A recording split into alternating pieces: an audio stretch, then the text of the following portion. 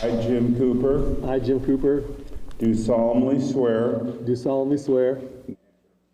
Sacramento County has a new sheriff. Just last week, Jim Cooper sworn in, and this morning he joins us in studio to talk about his new role. Thanks so much for joining us. Thank you for having me. So I imagine the office still full of boxes at this point. It is. It'll probably be a couple of weeks before I get everything unboxed. Right. Well, so the sheriff's department, not new to you. You've had 30 years in public service, served as mayor in Elk Grove, of course, councilman as well. How does having all that, wearing all those different hats, how does that affect the perspective that you now bring into this role? I think it gives me a greater depth. Obviously, 8 years in the assembly also, so a lot of time, relationships, and really just knowledge. So I think it makes me a much more well-rounded person coming in at this time as sheriff. Yeah, let's talk about the county jail. The downtown jail, rather. The county approving $450 million to get it up to code.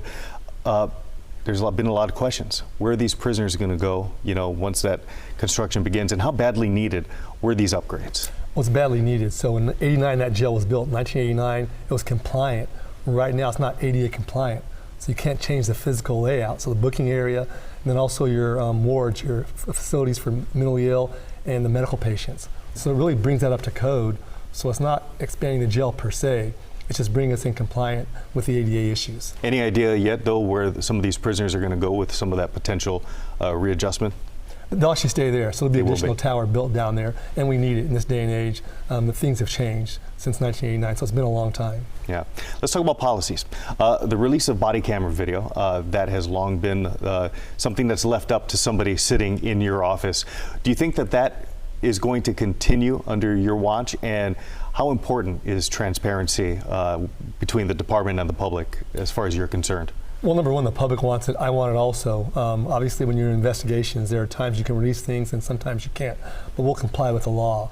As far as getting body cameras, we were late to the game, but now we've got them. They're on our patrol officers, so it's a transparent thing, and the people believe in it. Now, it's not the end-all, the be-all, because sometimes you get angles and different things, but to me, it's a start. Yeah. There have also been some questions about whether or not a third party might be implemented to oversee some of these investigations, especially the ones involving officers involved in, maybe fatal incidents. What do you think? Will there be a third party used in some of these investigations? What are your thoughts on who should oversee some of these? Well, right now there's a third party, that being the district attorney's office, and also the AG's office can come in certain cases. So to me, those stopgaps are in place right now to deal with those issues if folks have questions. But from what we've seen, the investigations have been thorough, complete, and unbiased. Yeah.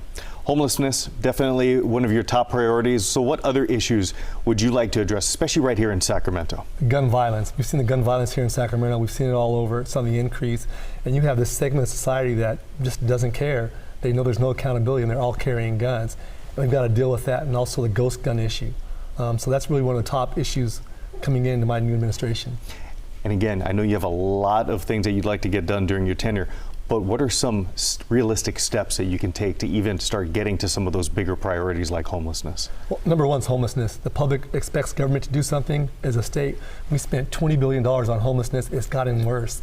Nobody in California can tell you how many people want help and to get off the streets, how many are mentally ill that can't make the decision, how many have drug abuse problems where they can't decide either. So we really got to address mental illness and drug addiction to get these people the help they need, and that's really the big issue. All right, thank you so much for your time today. We really appreciate you coming in. Thank you.